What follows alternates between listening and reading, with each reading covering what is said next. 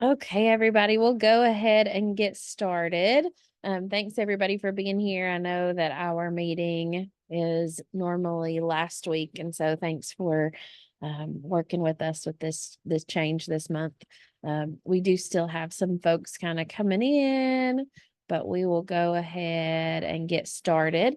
To start off our meeting, we always like to open the floor to anybody who has upcoming events or activities, things that y'all want to share, anything going on in your organizations. So I will turn it over to y'all, whoever wants to share. If it's okay, I'll jump in. My name is Joy Drennan. I'm with Milligan University, and I'm helping to the Appalachian Regional Coalition on Homelessness to conduct the PIT count, which is the point in time count of the homeless. It's an annual count of homeless individuals, and it occurs across the nation. But the date for the PIT count for the region around here is going to be January the 22nd that night through January 23rd, so that 24-hour period. And myself and Stacy Castens, who's a social worker at Milligan, we're helping to conduct the count in Carter County. And last year we did it as well, but it was just kind of the two of us hitting the streets. So we're looking for partners or people that can help us to get an accurate count of the homeless this January. So as I said, the date is the 22nd, so that night. So anybody that is currently homeless, the evening of the 22nd gets counted if we can find them to interview them. We have a week after the date to interact with people and interview them. So basically, if we find somebody 2 or 3 days later and they can tell us reliably where they were that Wednesday night and say that they were homeless, then we can count them. Arch has posted on their website, and I provided Tyler a link to this, but they've got all the survey materials and all the information about the count there. But I'm just looking for anybody that would help to or have ideas to brainstorm. One of the things with counties like Carter County is they're rural, and so it's hard to get people. It's kind of like counting the birds. You need to find a bird feeder to get them all there so that you can count them without duplication. So if anybody knows about warming stations that are going to be available, or shelters, or any kind of information, if we want to host an event to get people to us to interview them, that would be great. But I'm just throwing it out there for anybody that wants to connect with me to get more information or volunteer or what have you. I think Tyler put the link to the PIT counts in the chat room. So thank you for that, Tyler. So I'll stop there. Unless anybody has questions, you can reach out to me separately or outside the meeting. I don't want to hog any more of your time. So thanks for having me.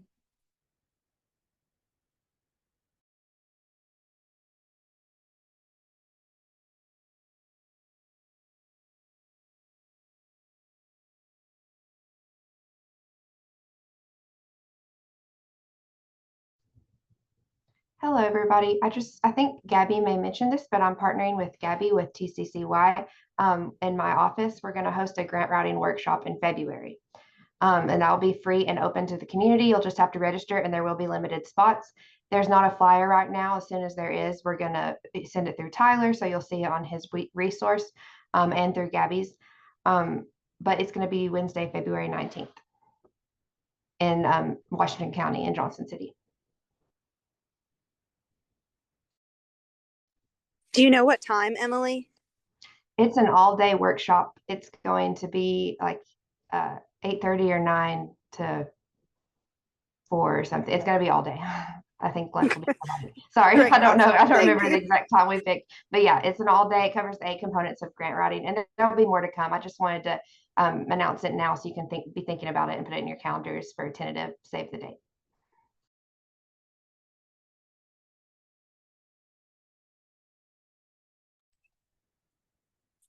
This is John Knack. I'll go.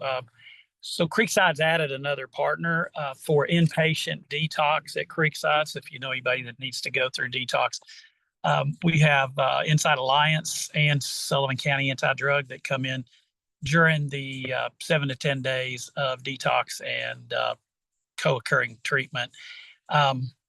we keep folks busy from 7:30 in the morning till 9:30 at night. It's a comprehensive program. We have 3 vans. We can pick people up, and we do a great job of finding follow-up services. And we like to go door to door so people don't have time to go home and possibly make some mistakes.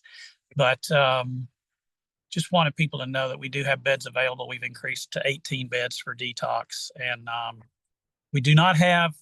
Maybe I can send somebody to the grant writing workshop, but we don't have grant money. But we do have some creative ways to get things paid for. So I'll leave my information in the chat. Thanks for letting me share.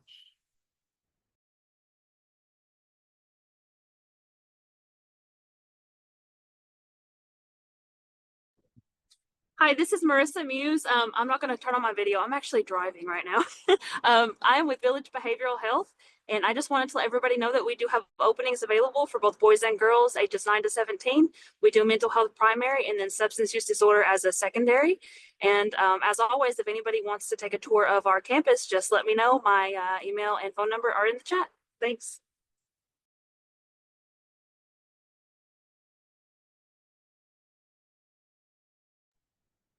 I'll also share, and I'm like many of my friends who just shared, we all left the same meeting, so I'm also driving and won't turn my video on. My name's Corey Johnson. I'm with the Tennessee Suicide Prevention Network. I cover all 8 counties here in Northeast Tennessee, including Carter County. One thing that I've shared about before, but I really want to continue to emphasize is the availability of funds that we still have for our Sources of Strength program. Carter County actually falls under one of our rural counties in the state of Tennessee. And what Sources of Strength is it's a comprehensive program that's focused on suicide prevention, substance misuse prevention, and anti-bullying. It's a peer-led program. There's adult advisors who start essentially a club, a Sources of Strength club within the school. It's focused on middle and high schools, and they receive education, support, and also the autonomy to start campaigns and implement those campaigns throughout their school that focus on anti-bullying, suicide, and substance misuse support messaging. So it's actually a program that focuses more on protective factors. So those things that students already have, or if they don't have them, things that can be learned that actually build resilience. And the Tennessee Department of Health granted us funds last year to start to implement this program across the state of Tennessee. It's a national program based out of the Northwest. That's been around for, gosh, I guess about 10 years, maybe a little bit longer than that. But we have the money to pay the $6,000 for any middle or high school in our rural counties. We have enough funds to implement 6 more Sources of Strength programs through August of 2025. And that's like no strings attached. Essentially, all you need to do is identify adult advisors who are interested in helping your students, about 3 to 4 of those for every 30 students that you have that want to be peer leaders. And then we will schedule national trainers along with our TSPN staff. Myself would be the one who would train in Carter County to come in and do Sources of Strength training, get you all the materials, information, and then give you kind of a layout of how that program works. We've implemented it with the Boys and Girls Club in Washington County, as well as a youth ministry called 413 Ministries in Washington County. We're talking to Hancock County schools. I have a meeting with Carter County Drug Prevention. So there's a lot of organizations that we can help, both schools or youth serving organizations. But we still have funds for 6 more schools. So if anybody's interested, my email's in the chat. Let me know, and I'd love to just meet with you and talk more about it. Thank you all.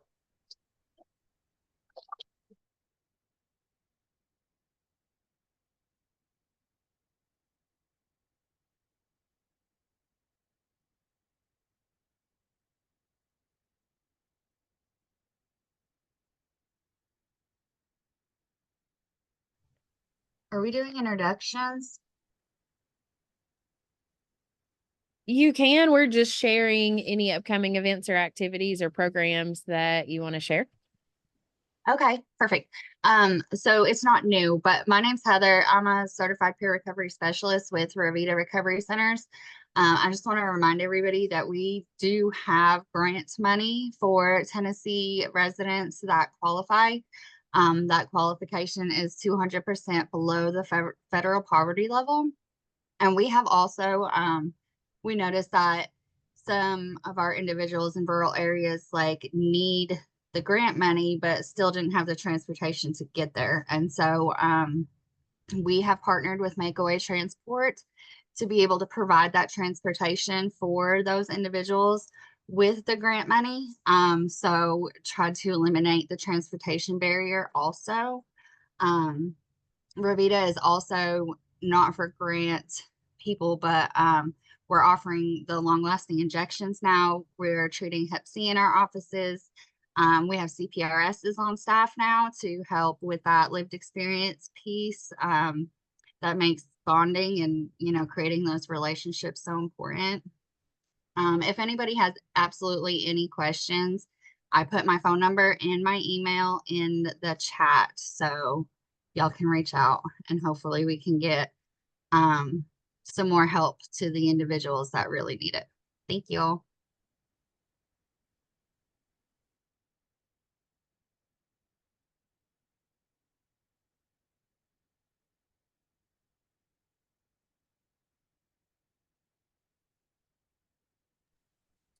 So I've been putting a few things from Carter County Drug Prevention in the chat.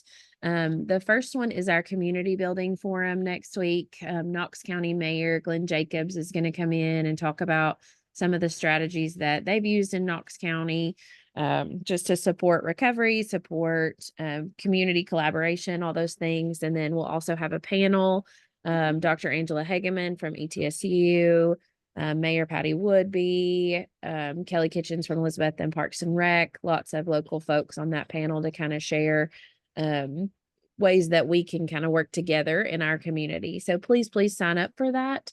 It's, like I said, the community building forum with Knox County Mayor Glenn Jacobs. It's totally free. Just register so we know you're coming and have a seat for you.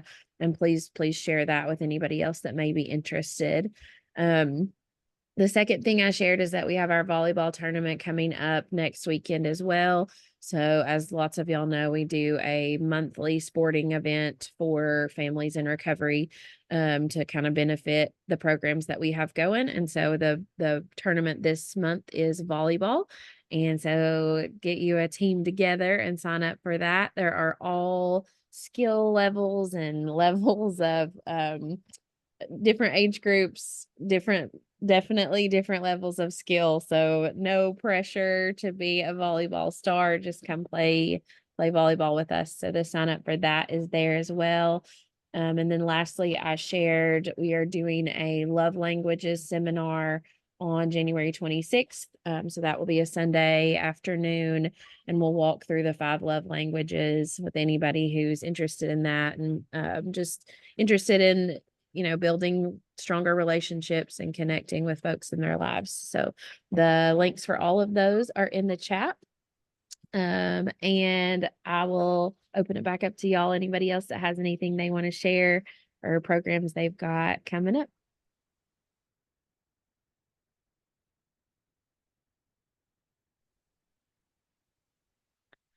Hello, I'll go next. My name's Happy Dyer. I'm with Care Guide Services. I'm Director of Reentry Services, and we work with justice-involved individuals and help them get signed up for medical, behavioral health coverage through the Affordable Care Act. And we've been able to help a lot of people. It's open enrollment right now, so during this time, most will qualify, and all they have to do is call us. The application's taken over the phone. There's a lot of hand-holding that goes on to explain what we do and how we help, what this means, what that means. We have advocacy team that helps these individuals find behavioral health if they need it. We also did plans cover the MAT program, access to the medication, so that's helpful. But anyone has any questions or anything, don't hesitate to reach out to me. I put my information in the chat, and there's no charge or anything for our services. We're here to help and want good, healthy, successful outcomes. I thank you all and hope you're bundled up and staying warm.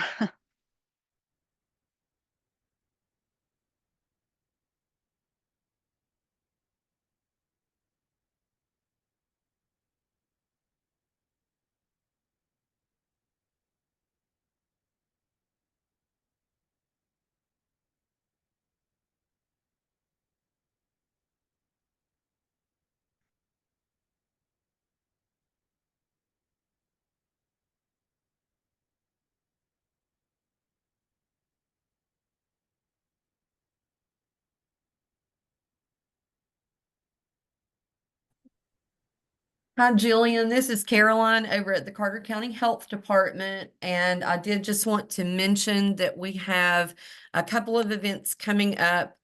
We can be found on the Carter County government website.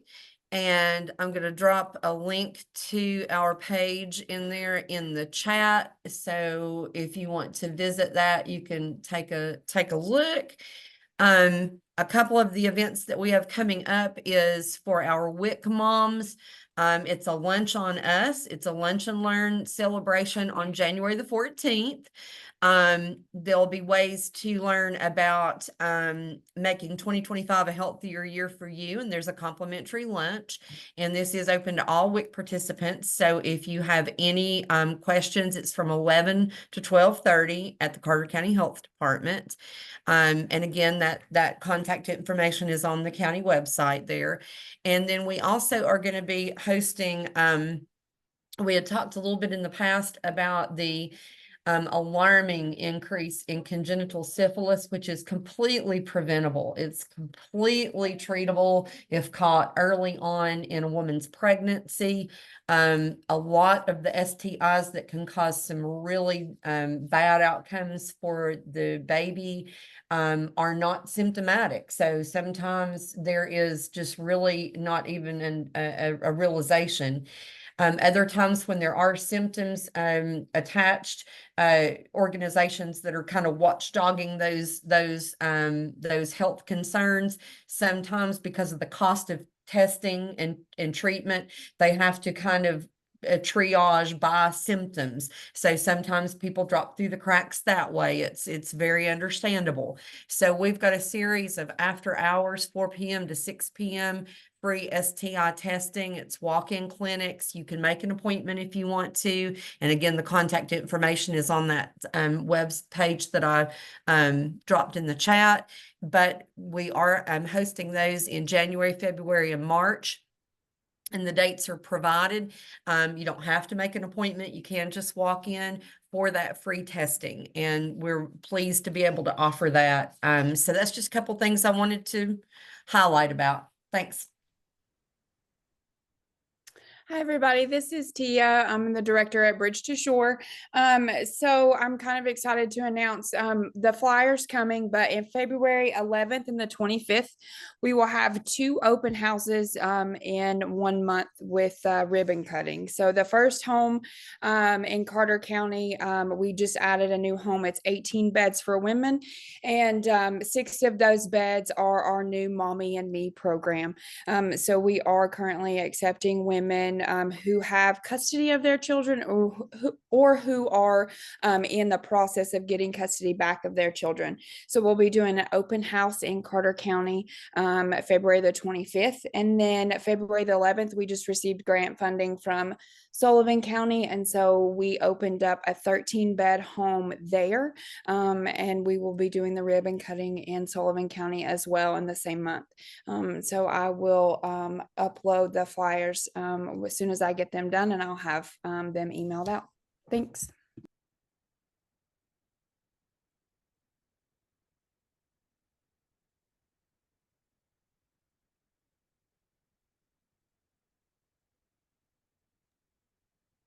Anybody else have anything before we move on?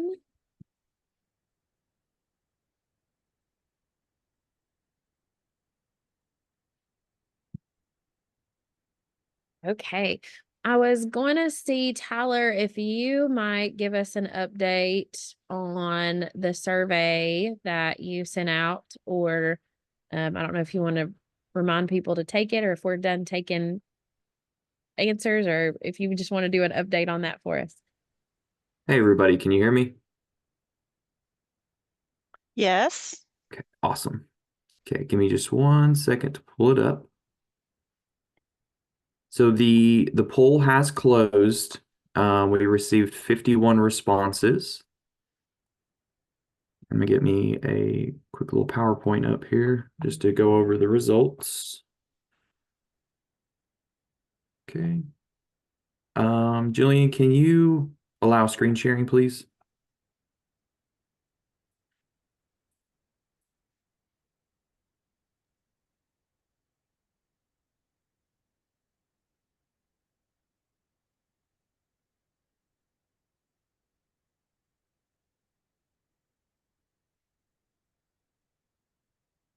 And can you all see that? Yes. Awesome. So we asked a few questions, mostly around how we meet as a group. We just wanted to make sure that our meetings were facilitated in the best way possible for everyone to be able to come to the table and talk and discuss. So first question we asked was about the meeting day, what day of the week is really working for everybody. So as we can see here, Thursday did win out on that one, so we will maintain Thursday as our meeting days. Next was kind of the meeting week. So what week out of each month works best for everybody? So first, second, third, or fourth week, with the first week maintaining there. So first Thursday of each month. And then next we asked about the meeting format. So how we meet plays a big role in kind of what we end up doing at the end of the day. So we asked virtual, in-person, or a mix of alternating in-person and virtual meetings.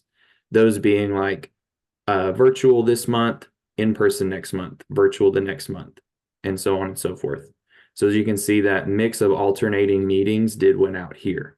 So we'll discuss what that's going to look like moving forward if we do that kind of just right out of the gate here. So January is our virtual, and then February will be in person. And for those of you who have not been able to make it to an in-person meeting for Carter County yet, we do have those at the Carter County Health Department. And we were having those quarterly on the second Thursday of those quarterly months. But that's all I have for just the raw data from the poll. Does anybody have any questions or comments about the poll or why we did it or anything? Tyler, just for clarification, so currently the in-person is quarterly, but what you're saying, correct me if I'm wrong, is that it may move to every other month in person, and then the opposite would be virtual. Is that correct? Yes. So as it stands right now, we were having 16 meetings in a year, so 12 virtual and 4 in person. And the reason we added those in person initially was to give our subcommittees time to meet together and really start working on those actionable goals through our strategic plan. And I think a lot of people felt like maybe that was too many meetings, or I don't know what it was, but kind of condensing that down to just back to 12 for the year with those alternating in person and virtual. So we do have the in-person component where we come together, have a lunch, network in person and work on our goals. And then we also have our virtual meetings, which are great platforms for trainings and getting to hear about great things happening around the county and the region.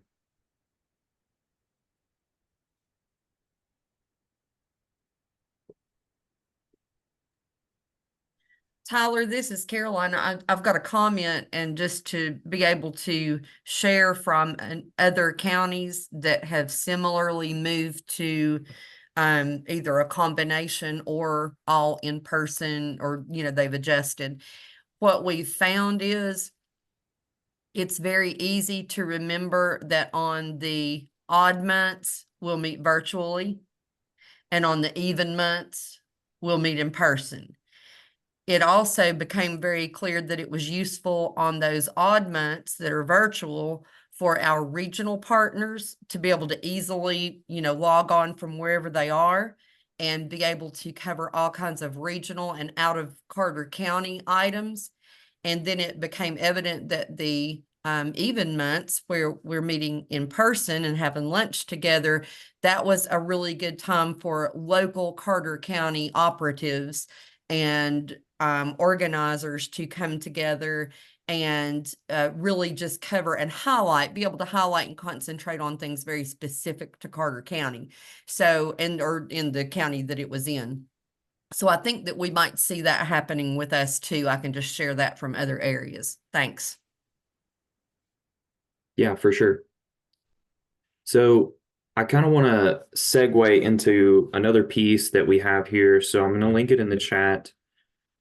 I'm hoping that it works. So this is a Google form. This is the new Carter County Collaborative membership form. So if you do wish to be a member of the Carter County Collaborative, please use this form, fill it out, and we'll recognize you as membership, because moving forward, we will utilize Robert's Rules of Order on voting matters and such. And I'm saying all this now because I wanted to ask our group here if we wanted to possibly vote to accept the results of the poll as our new meeting format.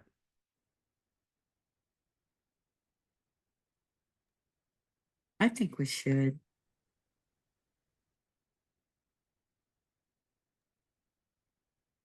I'll second. Okay, so I have a motion from Caroline and a second from Caroline. Is there any folks online that disagree with the movement to alternating in-person and virtual meetings?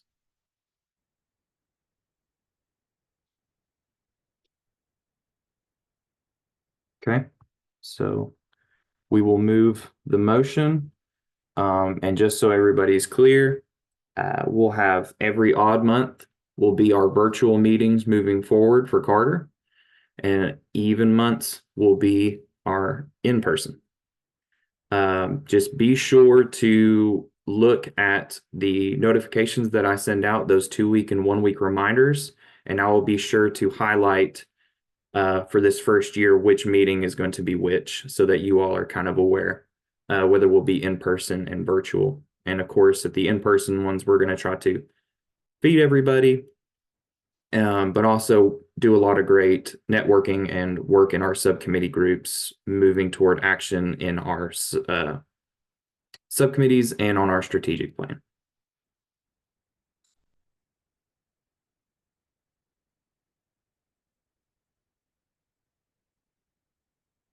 All right.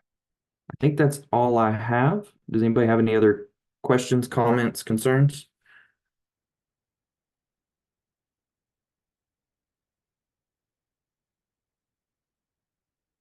All right. Thank you for your time, everyone.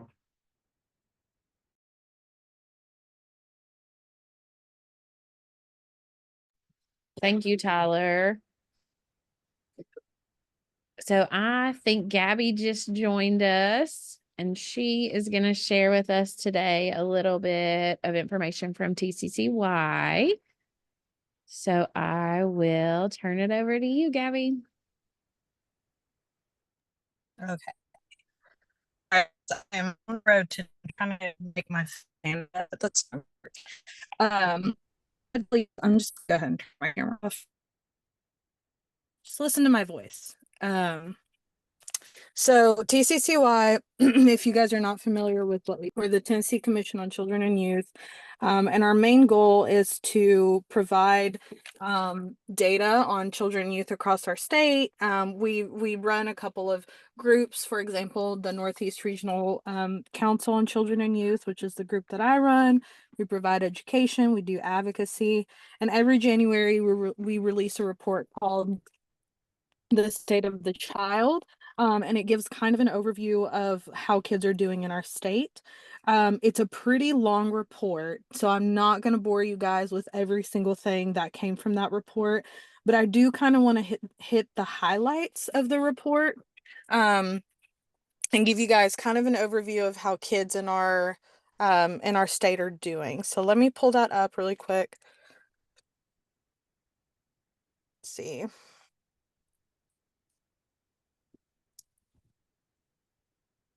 And if you look up TCCY State of the Child, this is a report that's completely public. You can download it. You can use it for grant writing or for programming or anything along those lines. We also have something new, the data dashboard, where you can look at specific statistics based on category. So that just came out today as well.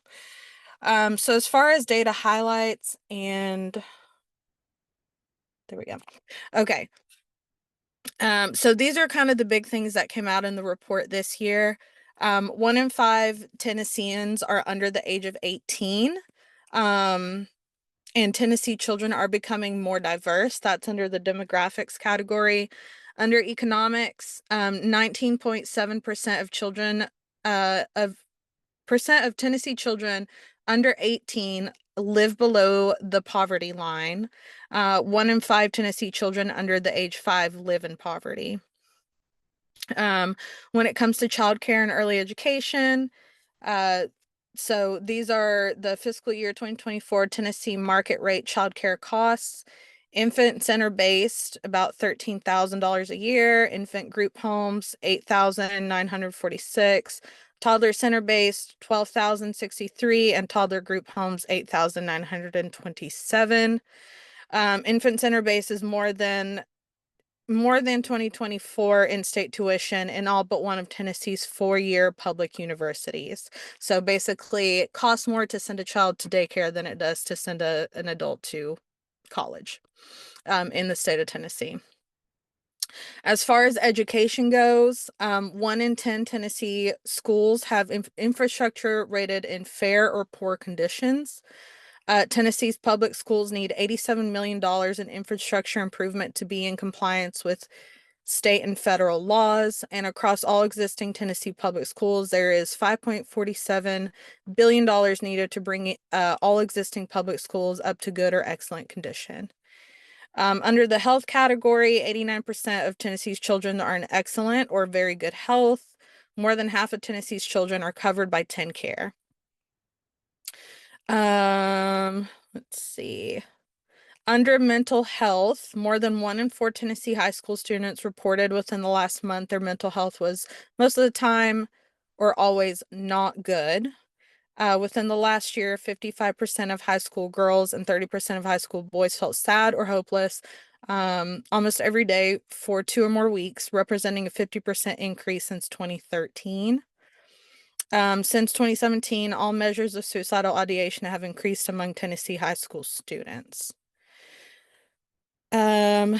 Another big thing that came out of the mental health piece, more than 1 in 5 high school students currently vape. 1 in 15 students vape daily. Only 5.4% of high school students currently smoke cigarettes, down from 28% in 2003. The number increased slightly from 4.9 in 2021, representing the first increase since 2011.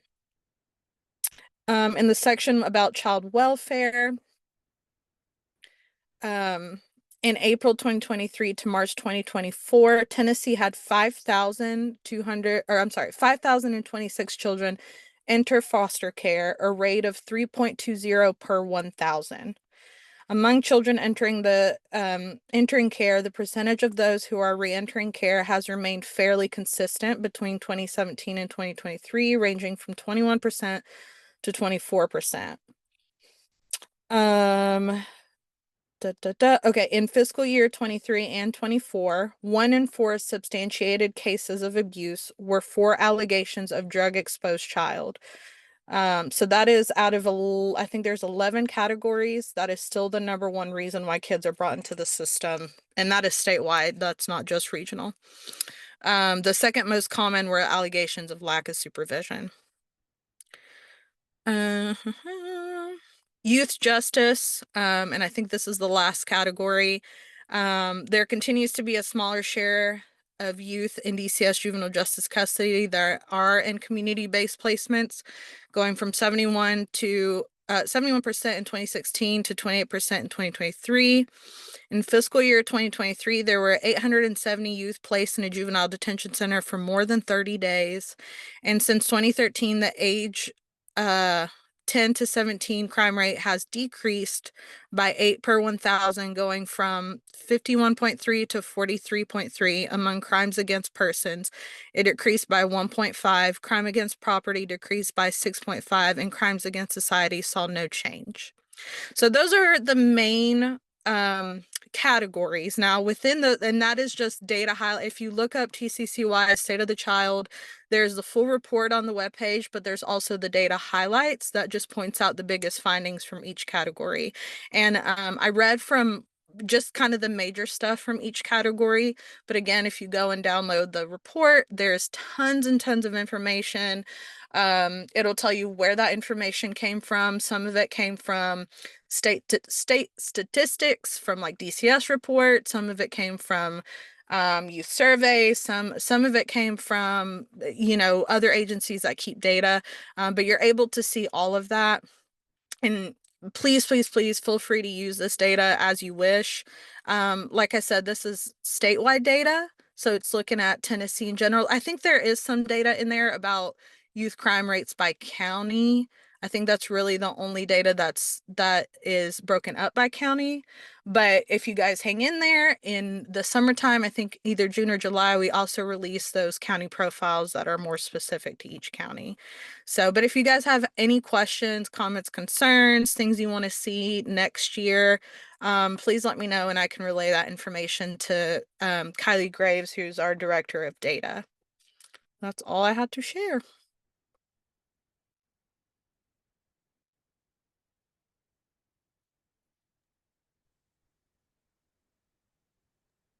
Thank you, Gabby. Any questions or thoughts for Gabby before we move on? Gabby, this is Cindy Cantrell with Small Foster Closet. The last report showed that Tennessee was the worst in the nation for foster care stability. And I was curious if that was reported and what was the trend on it? Foster care stability, what specifically do you mean? Like placement, how quickly they come out of placement? That in the first 12 months of placement, on average, well, about 34% of the children have 3 homes in the first 12 months of placement. Yes. So that is included in the big report.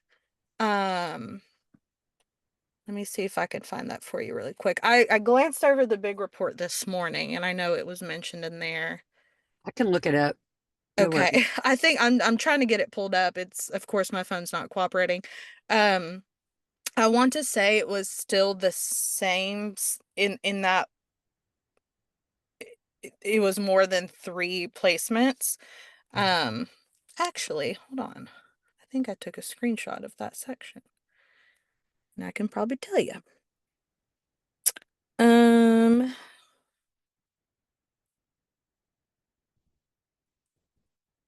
No, I didn't get that piece of it.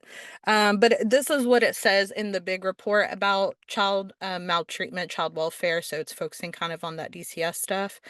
I mentioned there was 5,026 children that entered.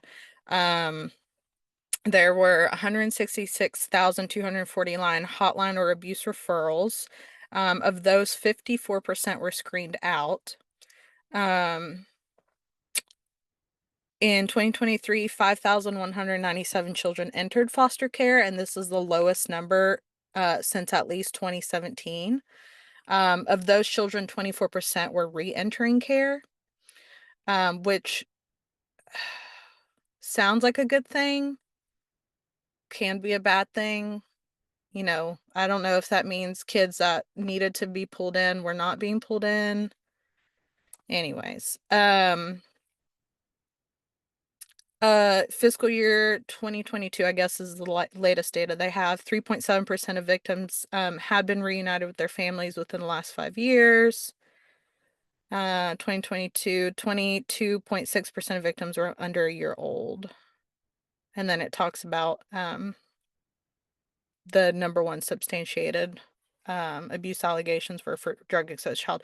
But I think if you read on in the child welfare section, it talks about all of the exits to custody, what those look like. I remember when I was looking at the report earlier today, I was kind of shocked that one of the biggest exits from custody was runaway, which is terrible. I mean, that is absolutely horrible. But it'll tell you about how many placements, and you have to keep in mind that for those kids who are in transitional housing, let's say that they're at Washington County Isaiah House and they've stayed their welcome there, and it's time for them, they can only stay a certain amount of time. Now they get moved to Carter County Isaiah House. That does not count as a movement. They're not counting that. So the numbers are bad already. And they're not 100% accurate. So, but yeah. Thank you. Mm-hmm.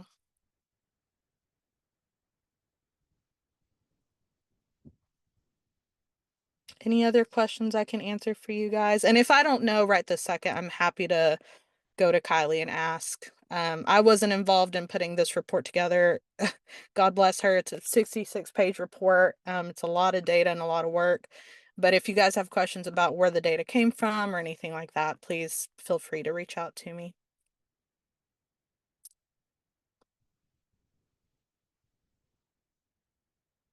Okay. Well, thank you. Thank you, Gabby. If I can now have each of our committee chairs Hey, share. Jillian. Oh, yep.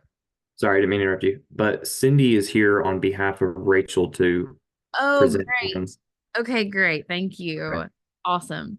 So sorry, I didn't know that, and I thought Rachel didn't come. So fantastic. So our next speaker then will be Miss Cindy, and so we'll turn it over to you. Thank you so much. And it's timely that we switched it up because Gabby's data really supports the reason why a Smile Foster Closet exists and what Care Portal can potentially do to help impact some of those numbers that don't look good. So Jillian, can you share the screen? I've got a presentation.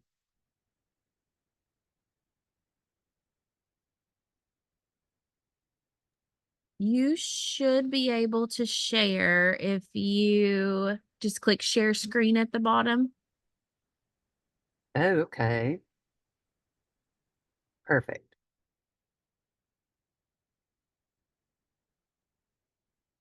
Are you seeing it? I'm not seeing it. Ah, here we go. Ah, there we go. Okay. So Care Portal, to put it quite basically, is it's a online platform that connects people who need help with people who can help.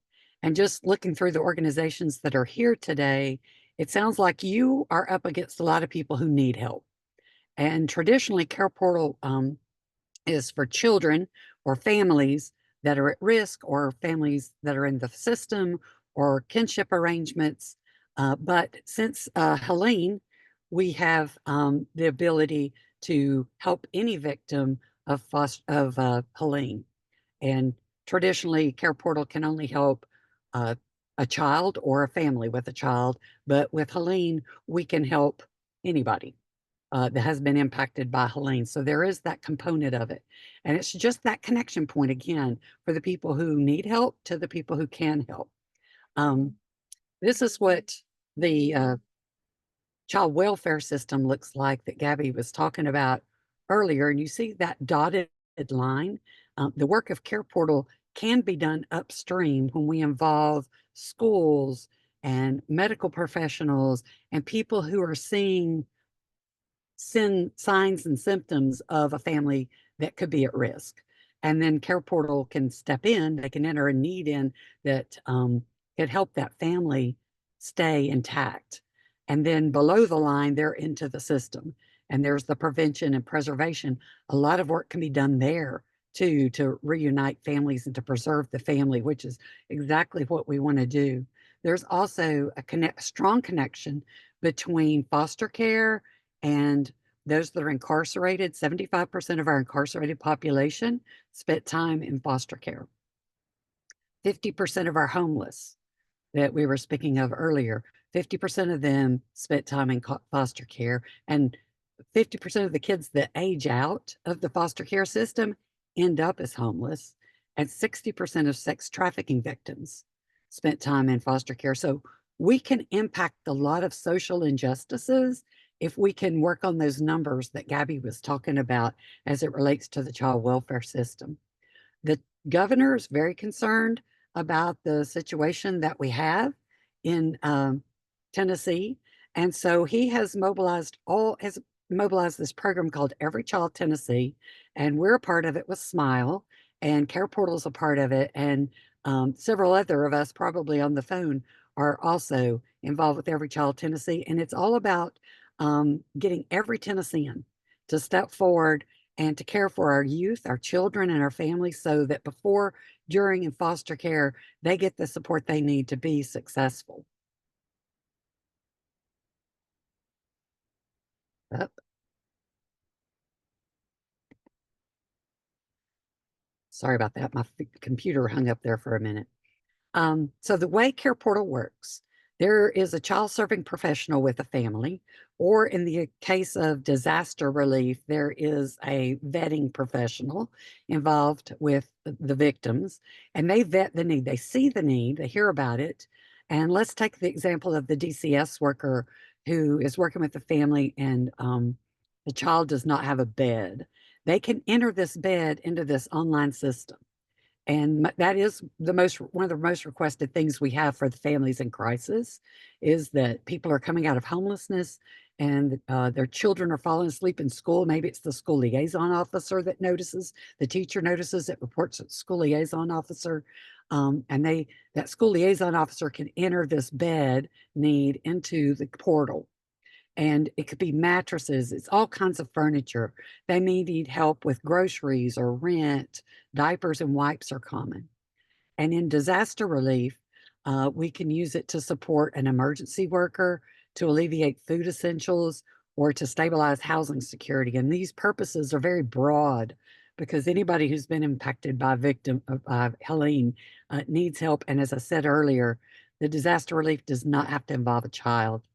The most requested items for disaster relief are, as you might imagine, heaters, cleaning projects, assistance with construction, debris removal is huge. We aren't much to the furniture stage yet, unless they've already found a place to live, but also some help with rent or utilities or hotel bill assistance if they didn't qualify for assistance under FEMA. And they can also include large ticket items like cars and houses and RVs and things like that. Those are tougher to meet, but they're part of the request. So the child serving professional or the disaster relief professional vets these needs so that whoever's going to fulfill on them doesn't have to worry, is this a legit need? It is, because we've trained these professionals to know and recognize what's a legitimate need. And then Care Portal automatically sends out an alert to churches and community members who have signed up to be in Care Portal, and they'll see a need that this family has a need for a bed.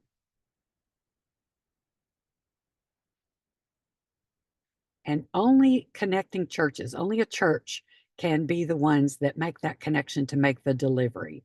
And that's because we just feel like the church is uniquely qualified to make a meaningful connection. It's not just about delivering a thing to the family, but building a relationship with them and walking alongside them as they come out from under their struggles and actually helping them to come out from under their struggles. Care Portal is nationwide, and it's also in Canada. We have served since its inception, which was about 2015, 325,000 children with an economic impact of over 120 million. And in the nation, there's close to 7,000 response teams ready and willing to respond to these needs as they get entered into Care Portal.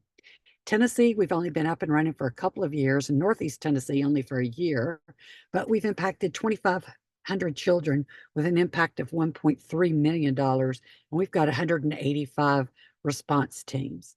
We don't have any in Carter County. We are just ready now to launch in Carter County, and we first need churches to step up and say that they can help and put together response teams before we go out and find requesting agencies. We don't want to have the need before we have the people who can fulfill the need. So we're working on churches. If you are a church, attend a church and think your church might be interested, if you are an agency that you're up against families of that are at risk or families that are in foster care, or if you're working in the disaster relief arena, if you would take down my information, my email or my cell phone, you can call or text my cell phone there and let me know, because we would really like to launch in Carter County. We've launched in Sullivan and Washington and Unicoi, just barely getting started in Greene. But that's the extent of our launch so far in Northeast Tennessee. And given the recent impact of Helene, we would love to partner with people in Carter County. So do you have any questions?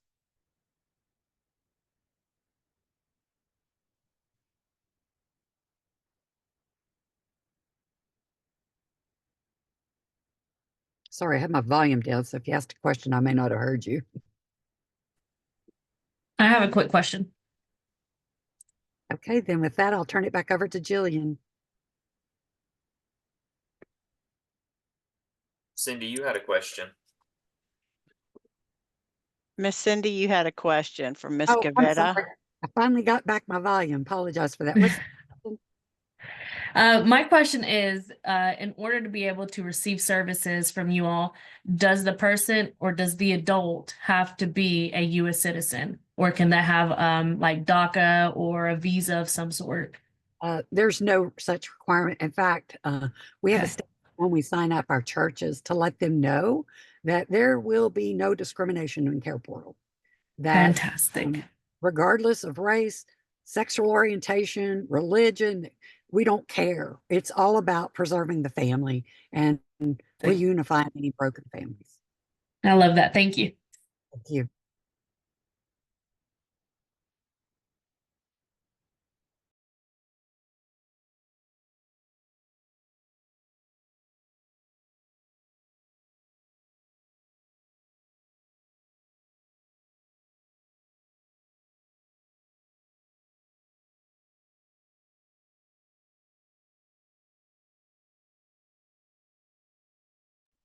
I'm sorry, I have another question. From where you said that you guys are kind of starting to gain momentum here in Carter County, when would be a good time to actually send like a referral out, or who do we send the referral out to? We will have to let you know, because Okay. I think in Carter County, we need 3 churches signed up before we can start taking requests. Because if Okay. you put me a request for Carter County right now, I don't have any churches in Carter County to fulfill on that. Fair enough. And it's Yeah. like a ecosystem, is that we don't want to get more requesting agencies than we have churches that can support those requesting agencies. But like right now in Unicoi County, I only needed 2 churches. I got 5. So Amazing. right now, I've got more churches than I have needs, and I've got to go out and drum up some business on some requesting agencies. So it's a constant balancing act. Who do you work with? Tennessee Voices. Okay, great. Well, please, let's get in touch. I'd love to have lunch Yes. with you one day, because we could go ahead and connect, and I can post it and let you know when we've got the churches that we need up and running. That's amazing. Thank you so much. Thank you. What about for those counties that are up and running? How do you go about doing referrals for those? I'm sorry, for who? For the counties that are already up and running, like Washington and How does that Unicoi. work? We have requesting agencies that we've trained and set up in the program, and they are working with these families already. And so they have access to the portal, and they just input that need, whatever that need might be. And then it just automatically goes out to the churches in the network. And then from the churches, they forward it on to their individual members. Does that make sense?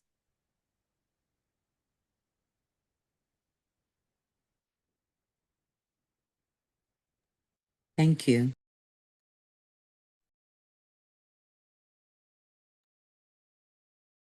Thank you so much. Any more questions or comments for her before we move on?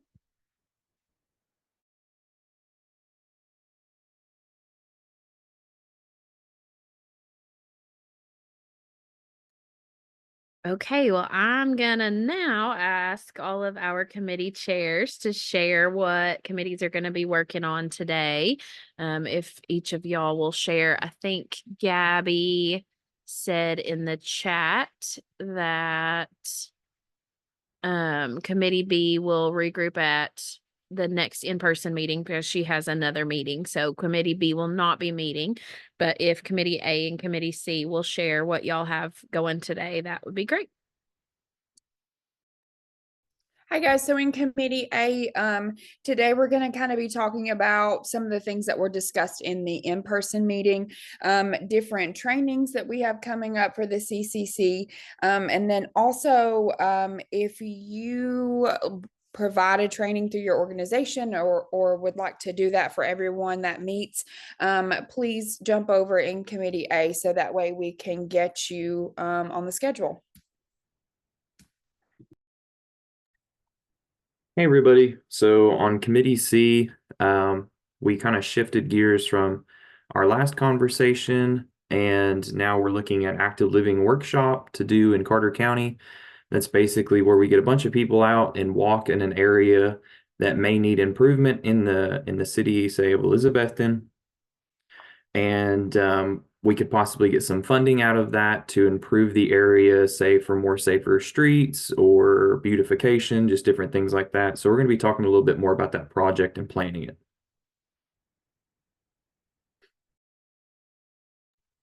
Okay, thanks everybody. I'm going to go ahead and open the breakout rooms and y'all are welcome to join. And as soon as breakout rooms are finished, y'all are free to go. So thanks for being here.